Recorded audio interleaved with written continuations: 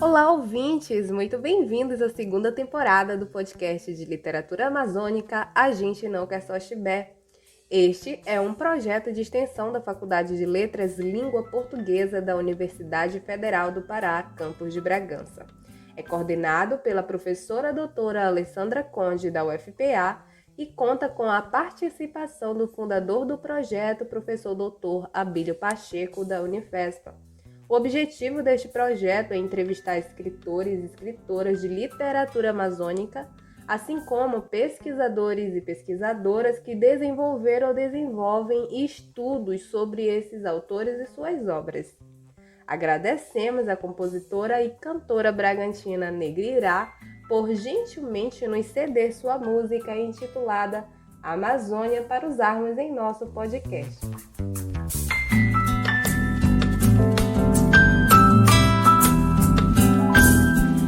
Água feito chuva, cada gota vai molhar.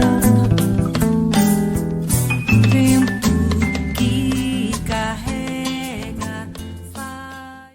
O nosso convidado do primeiro episódio da segunda temporada do podcast Chibé é o economista, historiador, editor, escritor, cronista por excelência, e por isso ele está aqui, Elias Salgado. É importante lembrar que, em respeito às medidas de isolamento social devido ao novo coronavírus, esta entrevista está acontecendo por meio de trocas de mensagens de áudio em aplicativo de rede social. Elias Salgado nasceu em Rio Branco, no Acre, em 1958, mudou-se para o Amazonas quando ainda criança e atualmente mora no Rio de Janeiro. Ele é autor de História e Memória, Judeus e Industrialização no Amazonas, e seus livros de crônicas são O Fim do Mundo e Outras Histórias de Beira Rio, publicado em 2015, Vou Ali e Volto Já, publicado em 2018, e Memória Indiciada, de 2020 e, portanto, mais recente. Olá, Elias Salgado. Antes de começar esta entrevista, gostaria de agradecê-lo pela contribuição com o nosso projeto. É uma grande satisfação tê-lo conosco. Para início de conversa, estamos passando por um momento bem delicado em decorrência da pandemia de Covid-19, que já perdura desastrosamente há mais de um ano. Quais os principais desafios que você, enquanto escritor, tem enfrentado neste contexto de crise? Agradecido estou eu pelo carinhoso convite do projeto Ecospartitas Judeus na Amazônia, do qual eu tenho muito prazer de fazer parte do conselho e tenho uma admiração muito grande pelo trabalho que é feito pelo projeto. A pandemia é uma situação terrível, né? Difícil de descrever. Quem diria que a gente estaria passando por isso há 2 anos atrás? Sim, tem alguns contratempos bastante difíceis, né? Um dos elementos da minha escrita é que eu sou um cronista por excelência, que trabalho em 2 vertentes. A primeira delas é a memória, e a segunda é que eu venho me tornando cada vez mais naquilo que eu chamo um cronista das ruas. Então, não poder circular, não poder observar, ou não poder ouvir a fala das gentes na rua, está tolhindo, né, uma parte importante do meu trabalho. O Elias fez referência ao projeto Ecospartitas Judeus na Amazônia, que também é coordenado pela professora Alessandra Conde, e realmente foi por meio dele que ela lhe fez o carinhoso convite de participar do nosso podcast. E por falar na Alessandra Conde, ela faz um comentário sobre o livro Memória Indiciada, onde ela se refere a você como, abre aspas, um historiador que se quis cronista, fecha aspas. Com base nessa declaração, Elias, nos diga o porquê do gênero crônica. Essa afirmação da professora Alessandra, à época, quando eu li a postagem, eu a entendi como muito feliz. Essa questão do cronista versus o historiador, ou o historiador versus o cronista,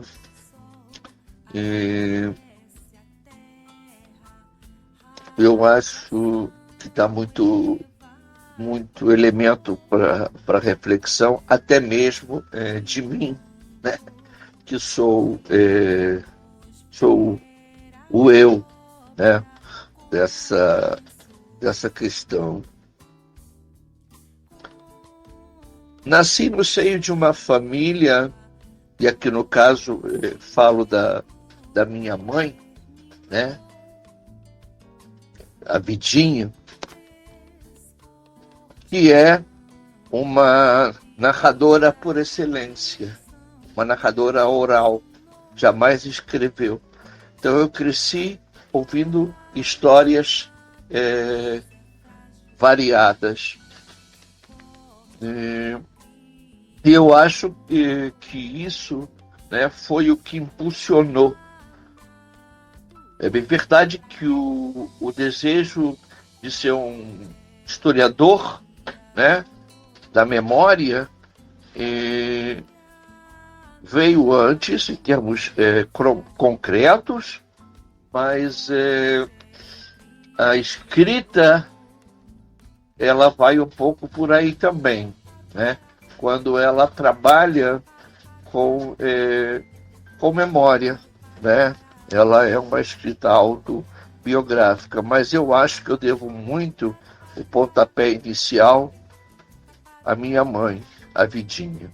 Elias, além da sua mãe, que como você nos contou, foi fundamental na sua construção como escritor, contador de histórias, ouve-se com bastante frequência que um escritor é, antes de tudo, um bom leitor. Então compartilhe com a gente quais são as suas principais referências literárias. Como eu lembro em um de meus livros, me referindo a Nelson Rodrigues, né, onde ele diz, não geralmente com essas palavras, mas ele diz assim, quando ele fala sobre o escrever, né, ele diz assim, o melhor que se pode fazer não é ler diversos escritores, mas sim ler alguns, né, bem selecionados, e repetir essa leitura ao longo do tempo. Eu faço um pouco isso, né? Eclético não seria a palavra correta, né? Mas eu tenho uma tendência, por exemplo, à literatura histórica, né? Existe um gênero, né? Eu não sou teórico, que eu gosto muito, que é o gênero do romance de cavalaria, né? E é um gênero que eu gosto muito. O outro que para mim é fundamental, porque em algum lugar eu faço uma tentativa, né, não sei se acertada, de trabalhar um pouco com a questão do realismo fantástico, né? Isso aparece um pouco no meu primeiro livro, um personagem que tem lá o Martins Bruzucu, né? Apesar de que ele é um personagem histórico, né? Que existiu. Então, Gabriel Garcia Marques, a seu tempo, eu gostei muito de ler a Isabel Allende, né? Óbvio que Kafka, né? E fugindo dessa questão do realismo, não, ainda nele, né? Tem um autor de origem judaica, né? Que é o Albert Cohen. Ele foi ganhador do prêmio Nobel, né? Em francês, né? Porque ele era da ilha de Rhodes, mas ele foi... Não, de Corfu, perdão, mas ele viveu na França e escreveu em francês. Tem um livro em especial chamado Os Valorosos, né? Que eu, somente no primeiro livro, eu tomo dele esse elemento, né? Que envolve os personagens. Eu não cito os personagens em particular, eu cito apenas a expressão os valorosos, né? Porque no caso desse livro são personagens extremamente fantásticas, né? Que são factíveis, né? de serem e de existir, mas que soam, né, ao fantástico, né? Me lembra um pouco aqui no caso das artes plásticas, Marc Chagall, por aí, né? Enfim, e aí eu denomino aos da minha família, principalmente eu e meus irmãos, de os valorosos Elmaleh, que é o meu sobrenome original. No decorrer da sua trajetória como escritor e pesquisador da presença judaica na Amazônia, você já recebeu críticas por seu tema de estudo e escrita literária enfocarem sobretudo a presença dos judeus na Amazônia, ou até mesmo pela própria temática judaica? Como historiador, tive uma passagem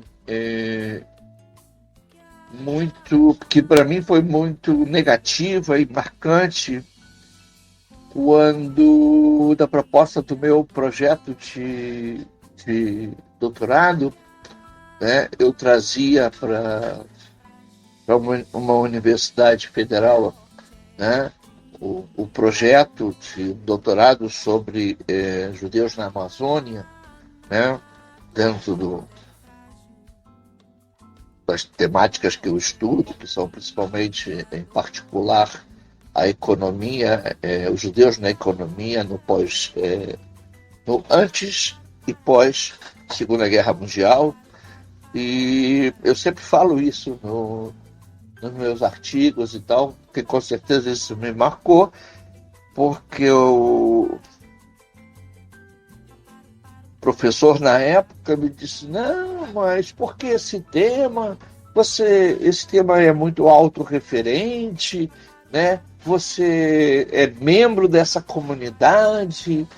Enfim, o temor dela é que eu não conseguisse manter distanciamento e objetividade, né, do meu objeto de estudo. Isso me deixou bastante chateado, mas eu não desisti.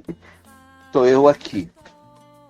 Já na questão da minha escrita, na questão literária, não, jamais me deparei com isso, até porque, né, pessoas que leem, né, não percebem essa diferenciação, né, não percebem o tema como um tema, se é que eu entendi a pergunta, como um tema bastante diferenciado. Conseguem fazer uma leitura de que, apesar de ser um tema específico, né, a narrativa é uma narrativa universal. Eu acho que sim, pelo menos já recebi reflexões, né, de leitores leigos e também da crítica literária, né, que vai por aí, Elias, quanto à sua literatura, você considera que ela está voltada para um público específico? Aqui, né, nos 3 livros que foram publicados, que são 3 livros de crônica, as duas coisas acontecem, não é?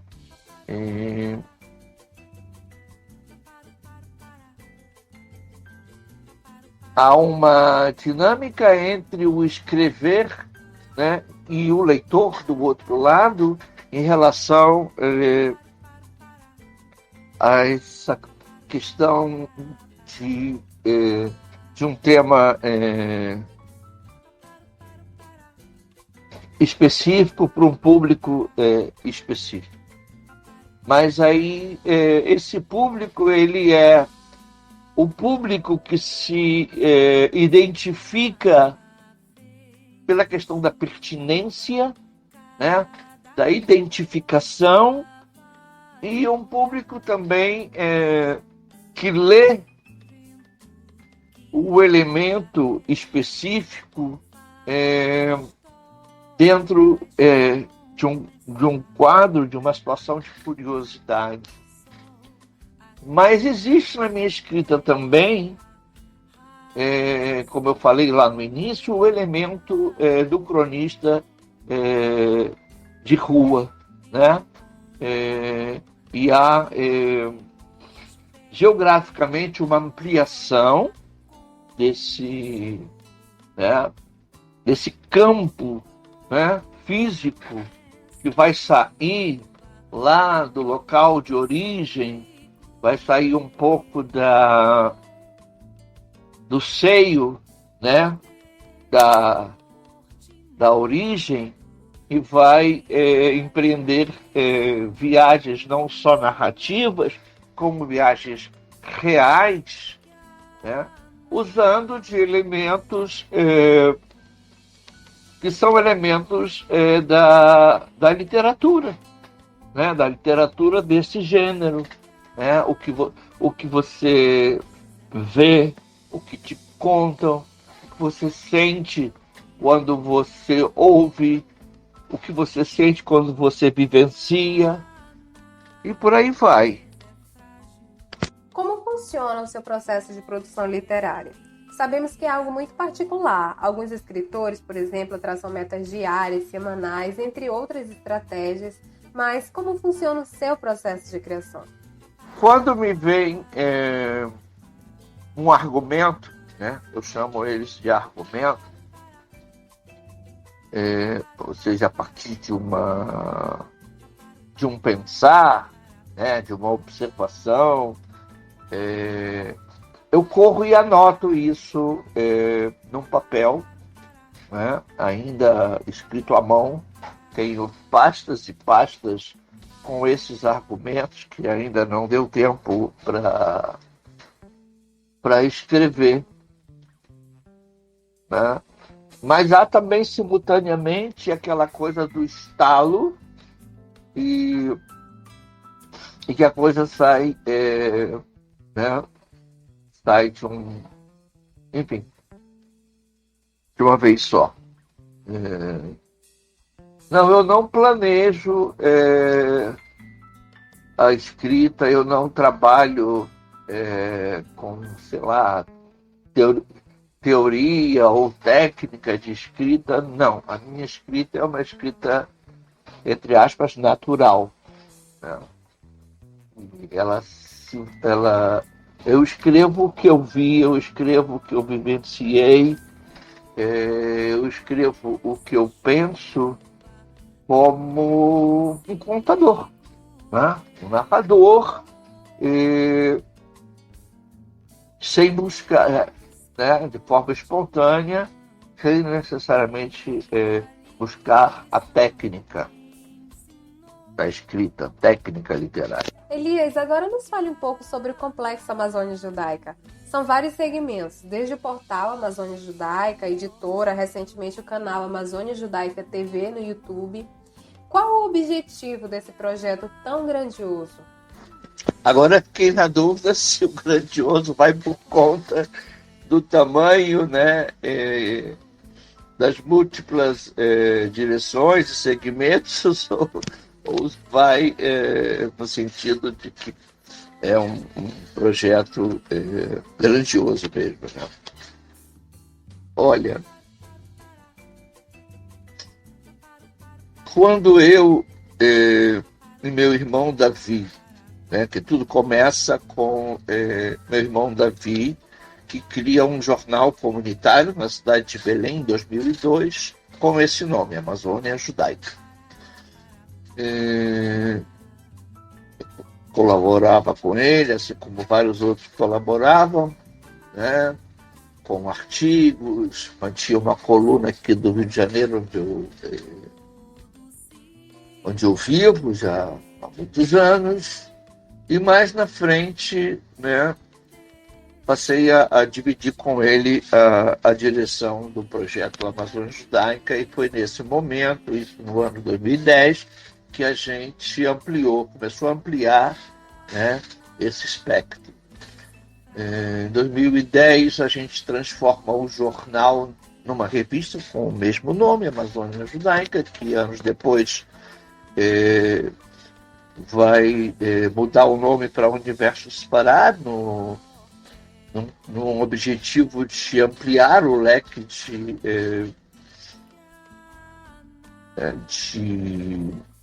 enfim,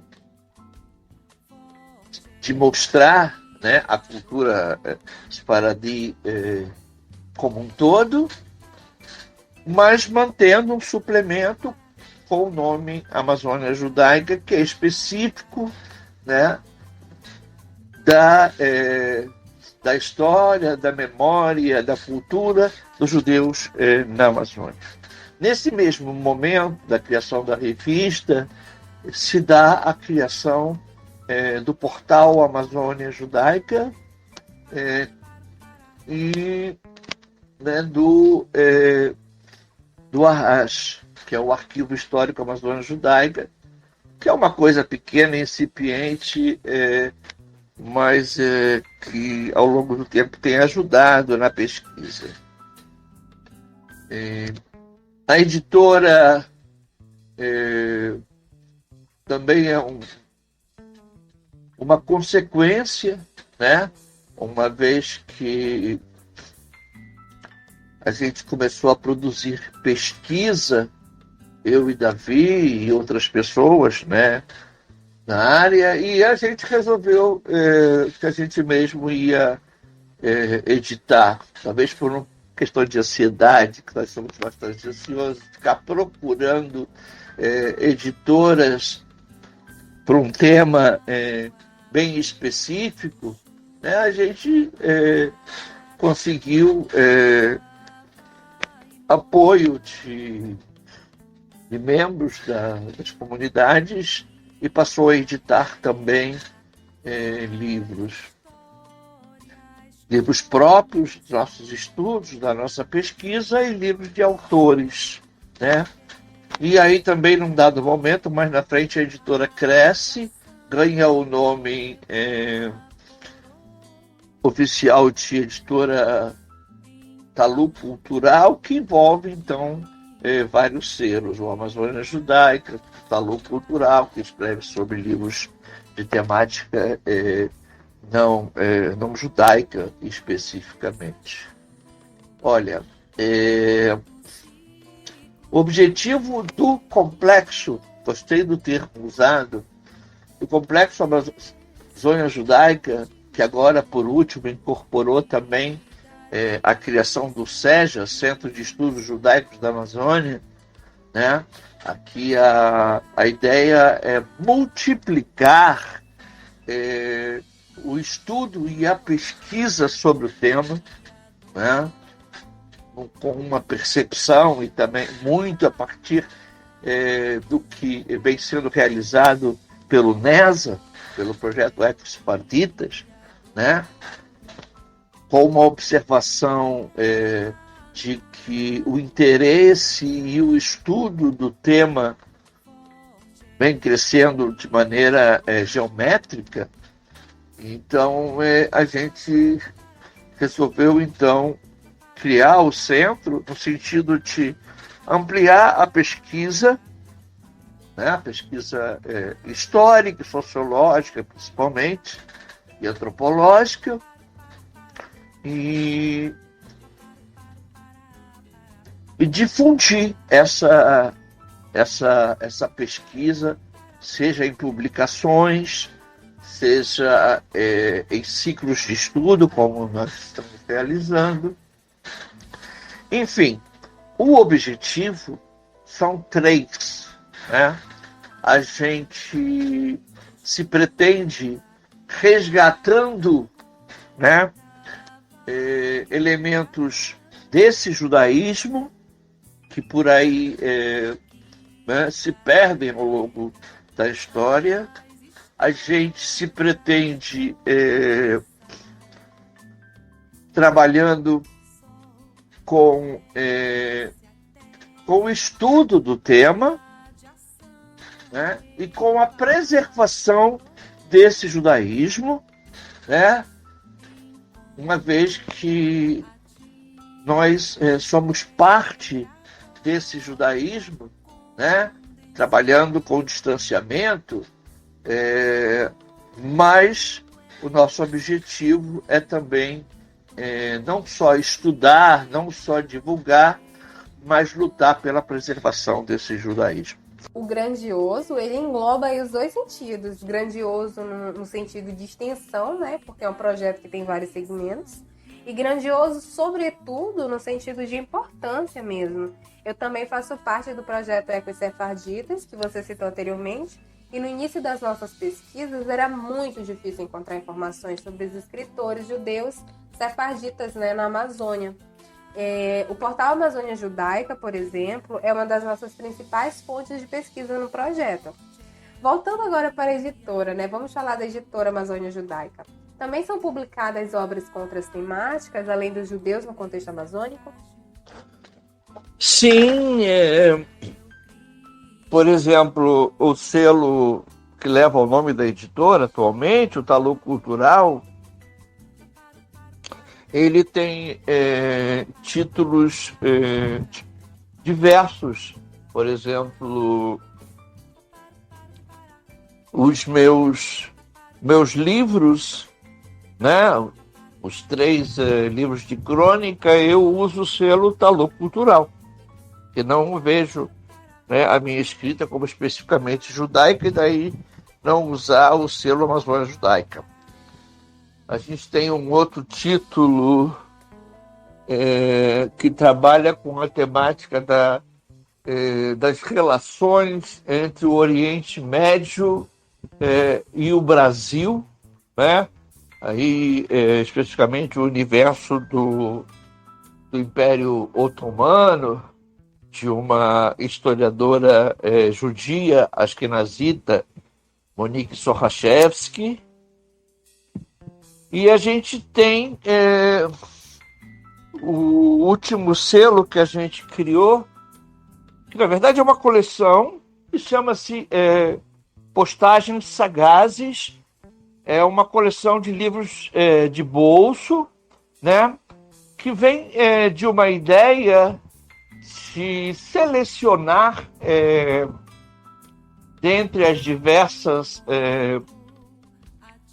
narrativas, né, e publicações, postagens que são feitas na internet, e separar o joio do trigo, o bom do não tão bom, para não dizer bem ruim.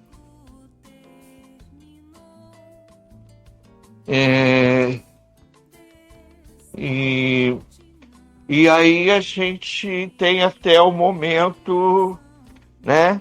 São crônicas de 4 autores, todos eles judeus, em função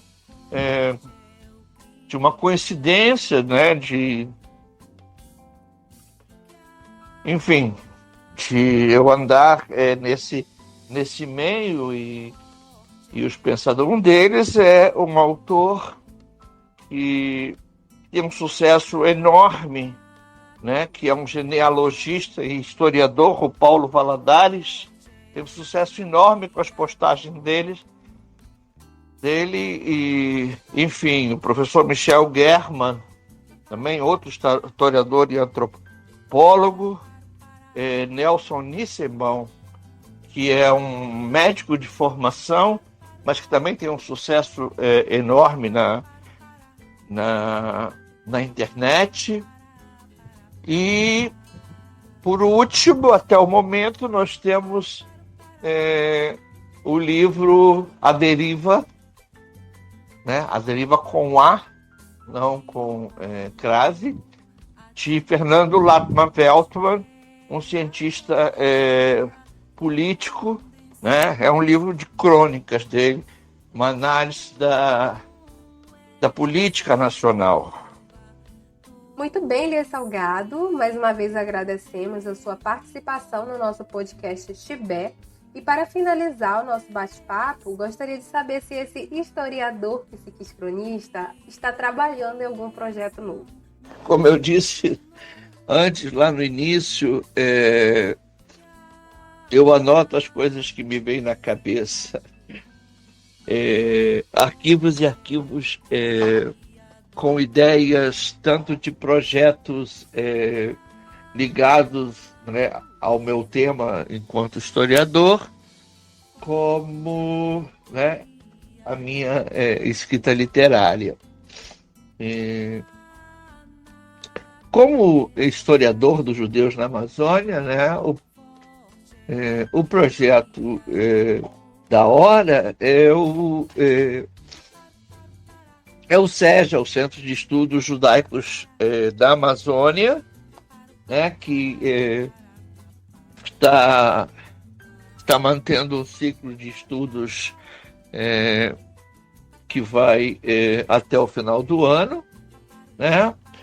E o spoiler aqui é que 2022 o Amazônia Judaica completa 20 anos, e aí há o projeto de uma coletânea, né, de temáticas, de textos ligados aos judeus na Amazônia, né, a presença judaica na Amazônia. E aí são artigos acadêmicos, são crônicas,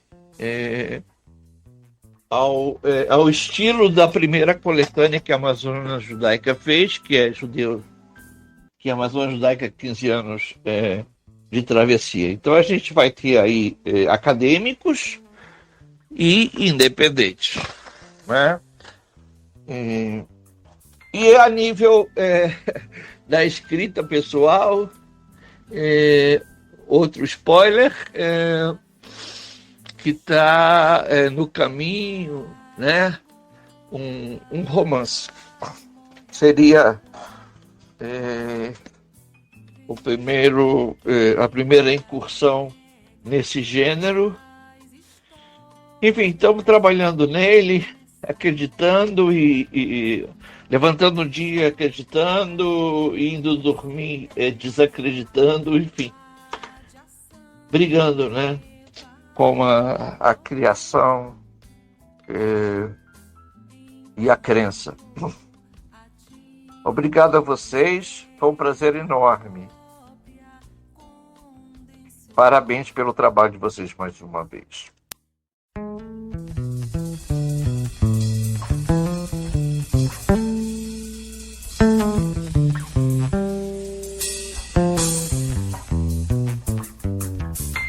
Você acabou de escutar o primeiro episódio da segunda temporada do podcast de Literatura da Amazônia, A Gente Não Quer Só Chibé, um projeto de extensão da Faculdade de Letras e Língua Portuguesa da Universidade Federal do Pará, campus de Bragança, coordenado pela professora doutora Alessandra Conde da UFPA, com a participação do fundador do projeto, o professor doutor Abílio Pacheco da Unifespa, e que tem como objetivo entrevistar escritores e escritoras, bem como pesquisadores e pesquisadoras de literatura amazônica.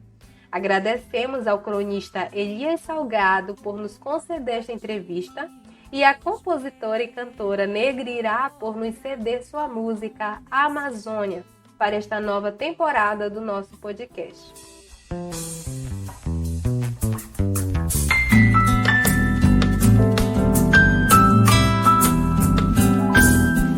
Água feito chuva, cada gota vai molhar. Vento que carrega faz histórias começar. Sol aquece a terra, radiação evaporou, encontrou a atmosfera própria, condensou. Com essa chuva, todo ciclo terminou.